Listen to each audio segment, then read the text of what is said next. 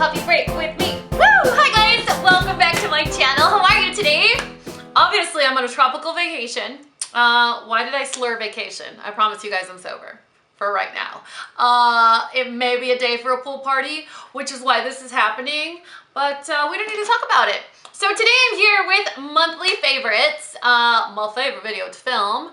Like any and all my monthly favorites, all the products will be listed and linked in the description box below because I've heard that I may talk a little fast. So if I do, all that stuff, all that good stuff is listed in the description box below. Before y'all wonder, anytime that I'm wearing something that you find even remotely interesting or you want to laugh at, it's always listed in the description box below as well. There's a little section that says what I'm wearing. It'll list my nail polish, my lipstick, whatever's on my eyes, although I don't have much on there today. It is a get ready with me that I will link in the description box below. However, this dress is very old. It's, man, like almost 10 years old from Express. I've always been a fan, but when I saw the highlighter yellow peeking out of the store window, I was like, that dress is just as obnoxious as I am. I need it in my life and I need it on my body. I've been blessed enough though, knock on wood, that even though I got married, had 2 kids, got divorced, now have a new boyfriend, just thought I'd slide that in there, that it still fits. So I don't need to stand up to show you guys that it actually fits, but I promise it does. All right, so monthly favorites. Y'all know how it works. It's stuff that I just discovered. It's stuff that I've been using for months. It's stuff that I think y'all need in your lives. So let's jump right in. The first one is not gonna come to you as a surprise because I talked about it on Instagram. I talked about it in my vlog. This duo of purple shampoo and conditioner has completely changed my life. That's all I'm gonna say about it. Amika, oh my gosh. I've always been a fan of Amika products, but I take my breaks here and there, you know, testing out new Briogeo launches, and then I'm like, all right, well, I'll get back to it. But their Undone texture spray, best texture spray ever. Their dry shampoo smells like a goddess. This set is awesome. And I think the best part, besides the fact that it actually removes the brass from your hair, is that it's not drying. It smells amazing and it doesn't stain. Have you guys ever maybe gotten a little too overzealous with your purple shampoo and then the palms of your hands are purple for a few days? No? Just asking for a friend.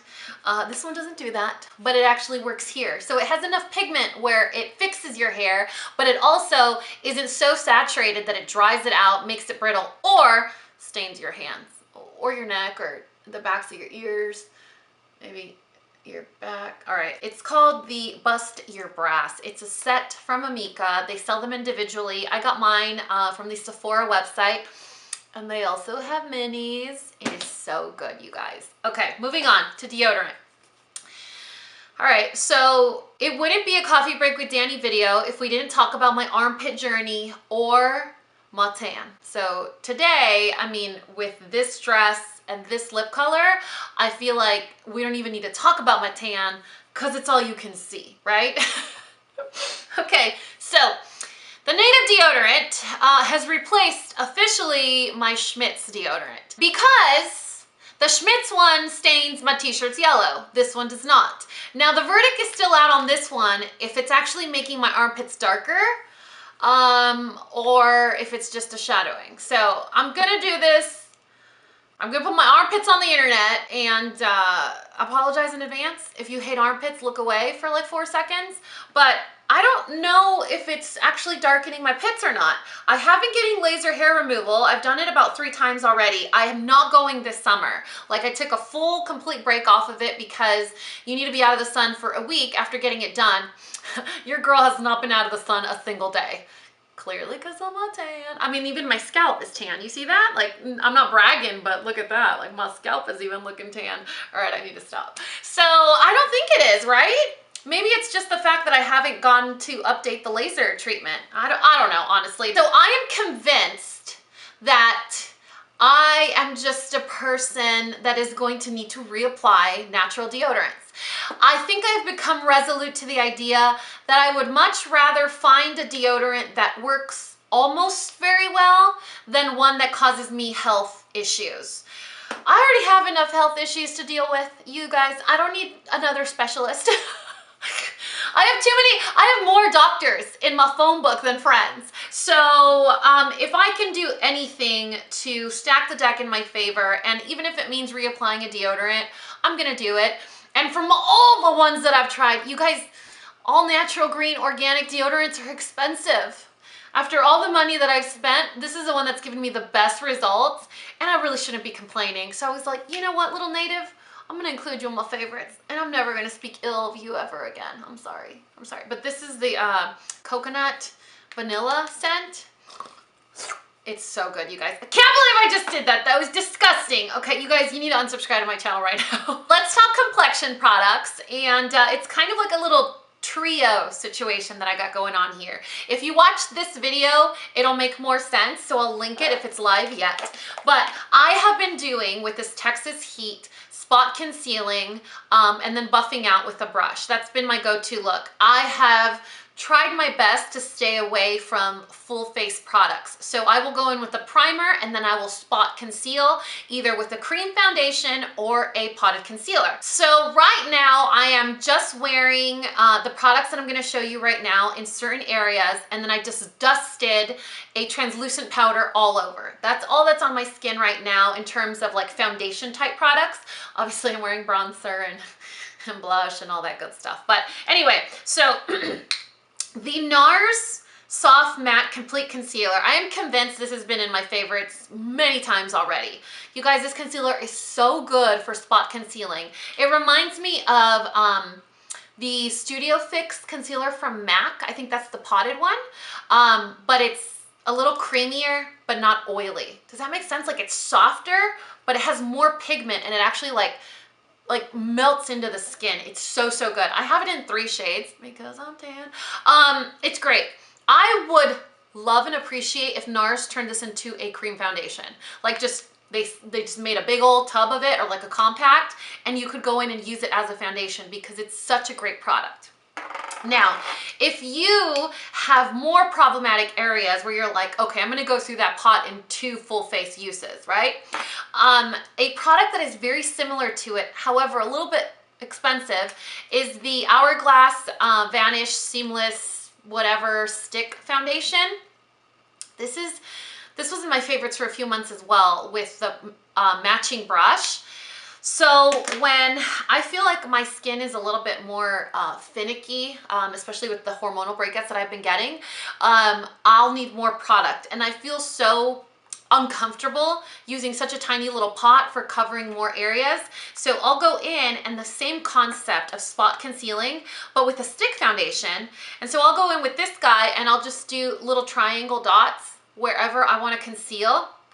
Keep in mind, this is a super full duty coverage product. It touches the warmth of your skin and it blends out beautifully. I swear, you guys, you could use the cheapest of the cheapest drugstore $1 foundation to the highest high-end $120 foundation. With this brush, it's going to give you the most flawless, delicious, seamless, beautiful airbrush looking skin ever. This brush is worth every single penny. You know what? Let's do a little mini review on this brush right now within this video. Okay, so this brush is pretty pricey. I'll list it up here on the screen and it'll be in the description box below. It's the best kabuki brush I've ever used. I love the length of it because you guys are gonna laugh at me, but when I'm doing a full face with the cream product, I'll actually grab the brush like this and buff it into the skin. And I love it. It looks barbaric. It looks like I'm barely learning how to use utensils, but it actually works really well. It's kind of like the same concept of like a short kabuki that you grab like this, but you would grab it like this. Same concept. Okay, so it blends out beautifully. It works amazing with liquid foundations. It works amazing with cream foundations, with mineral foundations, with powder foundations, with loose powders. It is such an expert buffing tool. I use it to blend out my concealer underneath the eyes, even though it is a bigger brush. This is a brush that I would pack in a suitcase and it would do a lot of things for me in, you know, it would have a lot of jobs. It would minimize my brush carrying on. I'm just gonna stop while I'm ahead. Anyway, so it does a beautiful job. The only downsides to it, I would say there's 2 or 3. A, it's really hard to clean. It's hard to clean because you really have to get in there to actually, you know, really clean it, sanitize it well. And it does take a few days to dry. I may or may not have taken a hairdryer to it before. I know I'm not supposed to. I know I'm also not supposed to put my bras in the washer, but I do it anyway. Like living my life on the edge, okay? The other downside is that if you tend to exfoliate very heavily or do peels or microdermabrasion, and so you get those little flaky skin pieces, this guy doesn't like that.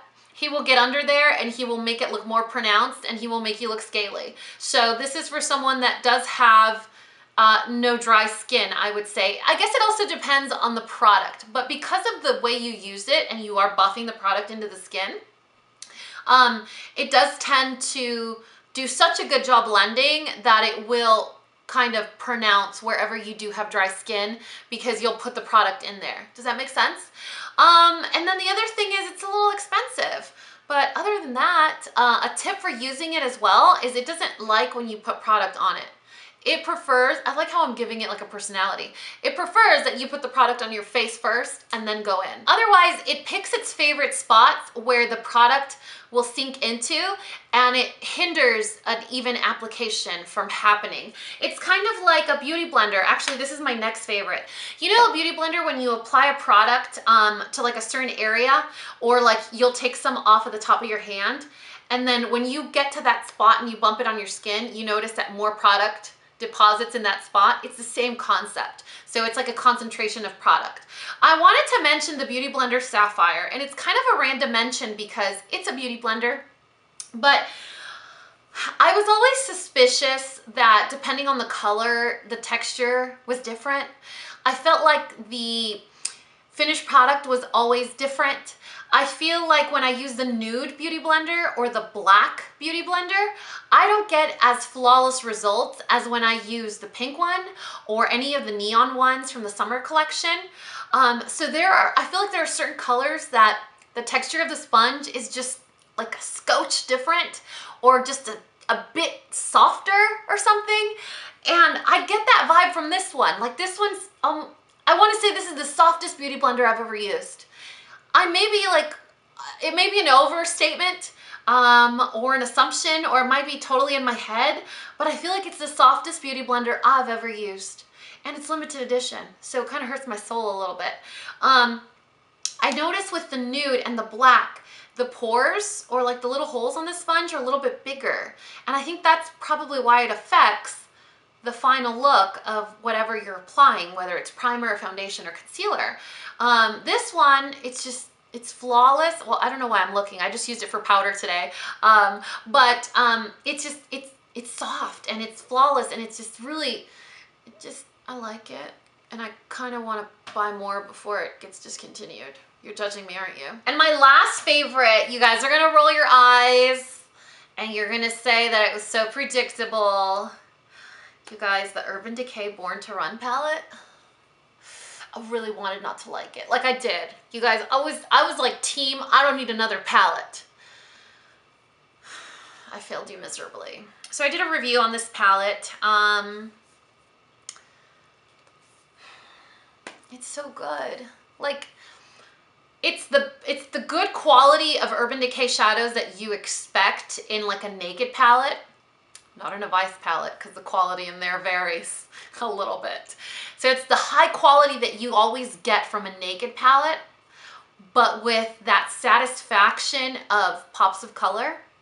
So it's like if the best Vice palette and the best naked palette had a baby, they had the Born to Run palette. So you could pack this palette and you could do your makeup for work every day or school, but then you could also go out dancing or go on a hot date or go to a musical, or I don't know, wear colorful eyeshadow to eat chips on the couch, because I do that sometimes.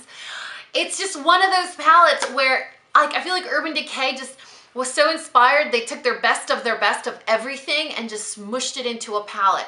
So when Wendy designed this palette, she said she wanted it to be a palette she could drop in her suitcase and it would give her a look for any type of event she needed to go to while she was on the road. And it's completely covered that. Now, it is a warm palette. Okay, let's just get that out of the way.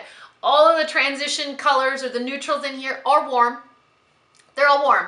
So if you're a fan of warm palettes, you're welcome. If you're not, you know, but it is so good. The formula, like the formula's there, the blendability is there. I mean, it does have fallout because they're soft shadows, but I mean, I get fallout with MAC shadows, and MAC shadows are rock hard. So it just really depends on how rough you are with your stuff. Anyway, I wanted to mention it. It is not limited edition, but considering it's a what, $50, $55 palette, wait till you get a coupon, or you could get 5 times points at Ulta, or you get your birthday $10 off or whatever. I would definitely pay full price for it because it's that good.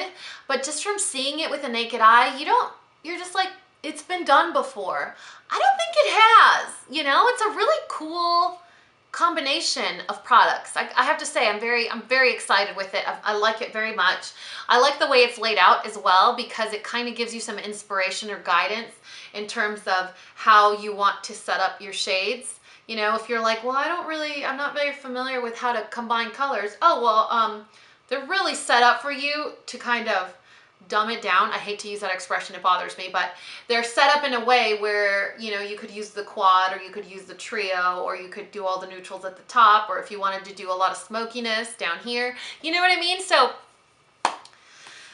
you guys, this palette's a winner. And those are my favorites for the month of June. I really hope that you guys enjoyed this video.